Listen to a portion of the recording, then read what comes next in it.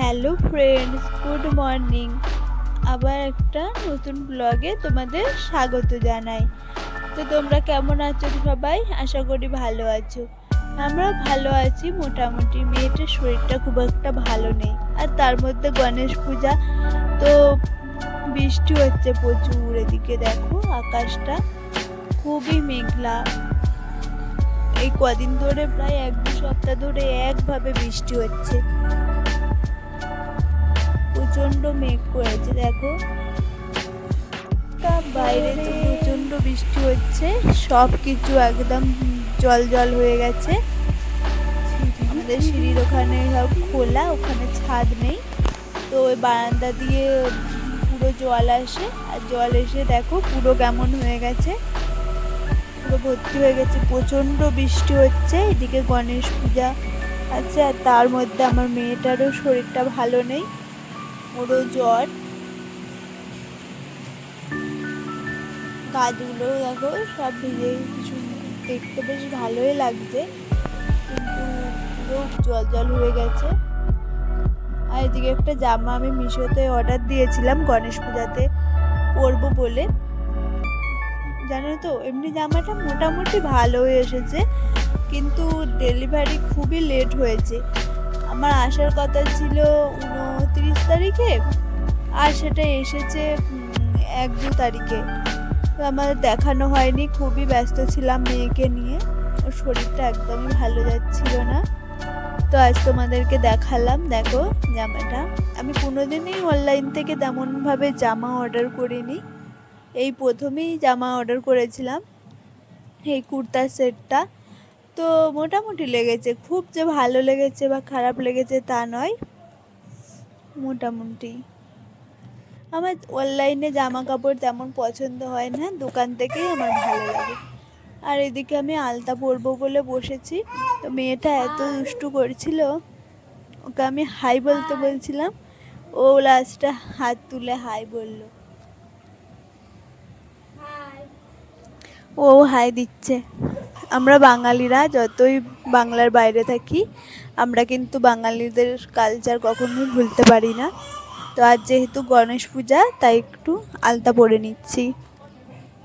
কোনো পুজো হলে, ওকেশন হলে তখন আলতা পরি, আজকেও পরে নিচ্ছি। মেয়েকে ঘরে বসিয়ে দিয়ে এসেছি টিভি চালিয়ে দিয়ে, যেহেতু ওর শরীরটা খারাপ খুবই, ও একা একা একদম থাকছে না, সেই ছোটোবেলার মতো করছে। ছোটোবেলায় যেমন সব সময় কোলে উঠতেও, এখনও তেমনই করছে। আমি আর সোনা একাই রয়েছি ঘরে, আর কেউই নেই আমাদের সাথে যে সোনাকে ধরবে, ওকে ধরার মতো কেউই নেই। পাশে আছে ওরা তেলেগু, ওদের কাছে তেমনভাবে মেয়ে যেতে চায় না। আর এদিকে দেখো প্রচণ্ড বৃষ্টি হচ্ছে। এই যে এটা আমাদের গণেশ পূজার প্যান্ডেল, তাল পাতা দিয়ে তৈরি করেছে, সাদা মাটা, মানে একটা চিত্র, গ্রাম বাংলার চিত্র করেছে, মাটির ঘর আর উপরে তালপাতার ছাউনি, এমন ধরনের। এমনি প্যান্ডেলের ভেতরটা বেশ সুন্দরই ছিল, কিন্তু প্রচণ্ড বৃষ্টি হচ্ছিল। আমরা ঠাকুরের ওখানে যাব বলে পুজো নিয়ে, তাই মেয়েকে জামাটা পরিয়ে দিয়েছিলাম, মাথাটাও আঁচড়িয়ে দিচ্ছি। ওকে ভাবছিলাম যে নতুন জামা কিনে দেবো, আর আমার নিজের জন্যও কিনবো। তো এত বৃষ্টি হচ্ছে কয়দিন ধরে, আমরা বাইরে যেতেই পারিনি। যে এই জামাটা ছিল, নতুনই ছিল, ওটা ওকে পরাইনি কখনো, সেই জন্য আজকে পরিয়ে দিলাম।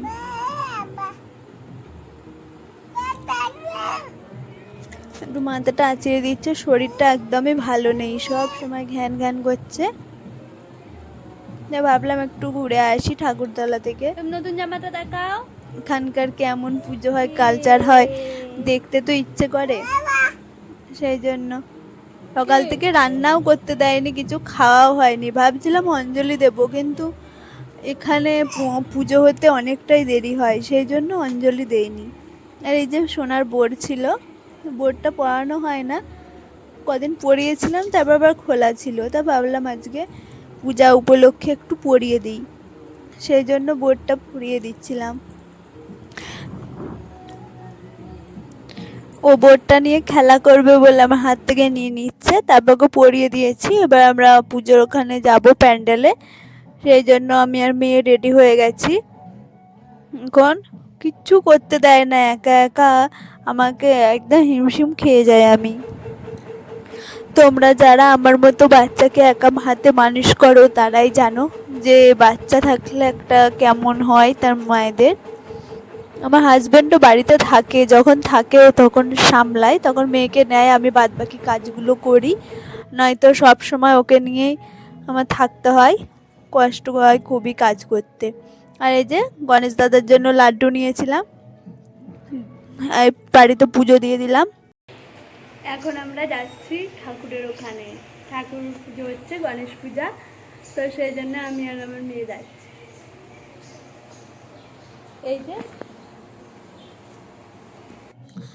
লাড্ডু, বোঁদে আর ধূপ নিয়েছিলাম, ফল আনা হয়নি, তো এগুলো নিয়েই দিতে যাচ্ছিলাম।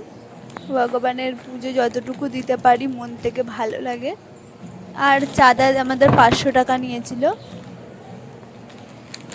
তো আমি আর মেয়ে এখন রেডি হয়ে যাচ্ছি। এখানে সবাই আমাদের অচেনা। তো দেখো এই গরুটা নিচে ছিল দাঁড়িয়ে, এখানে কিন্তু গরুকে সবাই ভগবানের মতন পুজো করে। আর এখানকার গরু সবার, এই গরুটা এসে সবার বাড়ি বাড়ি গিয়ে দাঁড়িয়েছিল খাওয়ার জন্য। আমাদের পাশের বাড়ি ওরা এনে চাল দিয়েছিল, চাল খাচ্ছিল। আমি ভাবলাম আমাদের ঘরে তো ফল রয়েছে, পেয়ারা রয়েছে, তো আমি এনে একটু পেয়ারা দিলাম, খেলোই না। ওরা যে পেয়ারা খায় না কি করে জানবো, ওরা চাল পছন্দ করে। তারপর প্যান্ডেলে গিয়ে দেখি ভগবান গণেশের মুখই এখনো খুলিনি, সব কিছু জোগাড় যন্ত্র করছিল ওখানকার সবাই। তো সেই জন্য আমার ঠাকুরের লাড্ডু আর বোঁদে ওগুলোকে দিয়েই চলে আসছি, মেয়ে থাকছিল না। তারপর আবার তখন 12টার দিকে পুজো শুরু হয়েছিল, তখন গিয়েছিলাম।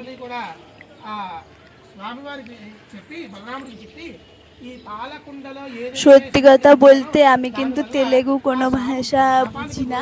ওখানে সবাই বসেছিল, আমি কাউকে চিনিও না, তো মেয়েকে নিয়ে গিয়েছিলাম, সবাই বলছিল বসতে, তাই একটু বসেছিলাম। তা কি বলছিল অতটা কিছুই বুঝতে পারিনি। তারপরে চলে এসেছিলাম, এসে দুপুরে খাবার খেয়ে নিলাম।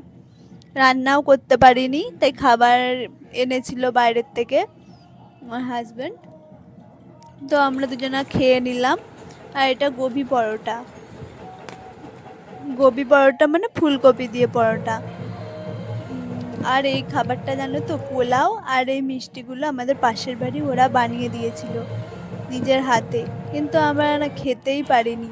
এটা জানো তো, দেখে মনে হচ্ছে যে সন্দেশ বা মিষ্টি, কিন্তু এটা একটা আটা দিয়ে কী যে বানিয়েছে বুঝতেই পারলাম না। খেতে গিয়ে খেতেই পারছি না, দাঁত দিয়ে ভাঙতেই পারছি না।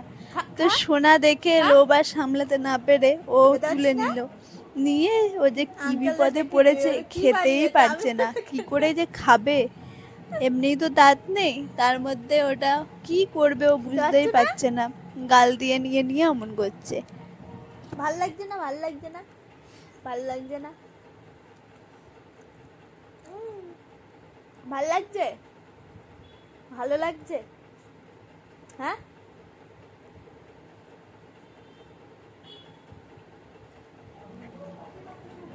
ও মুখের রিয়াকশানটা দেখো, খুবই খারাপ ছিল। তারপরে বিকালের দিকে একটু বৃষ্টিটা একটু কমেছিল, অনেকে বাইরে বার হচ্ছিল, তো আমরাও সারাদিন থেকে একটু বাড়াবো ভাবছিলাম। মেয়েটার শরীরটা খারাপ, ও কাশছিল, প্রচণ্ড কাশি, মানে এত কাশি হচ্ছে কি বলবো তোমাদেরকে। বাচ্চাদের খারাপ লাগলে, শরীর খারাপ হলে খুবই কষ্ট হয়। তারপর আমরা একটু রেডি হয়ে বার হচ্ছিলাম যে একটু ঠাকুর দেখতে যাবো, তাই এখানে অনেক বড় বড় গণেশ পূজা হয় তোমরা জানো, তো আমরা দেখবো বলে অনেক কষ্ট করে, অনেক আশা নিয়ে সেজে গুজে রেডি হয়ে মেয়েকে রেডি করিয়ে তারপরে বাইরে বেরিয়ে দেখি বৃষ্টি পড়ছে প্রচণ্ড, তাই আর যাওয়া হলো না, চলে এসেছি। খুবই কষ্ট পেয়েছিলাম সেই জন্য। তো আজকে ব্লগটা এতটুকুই।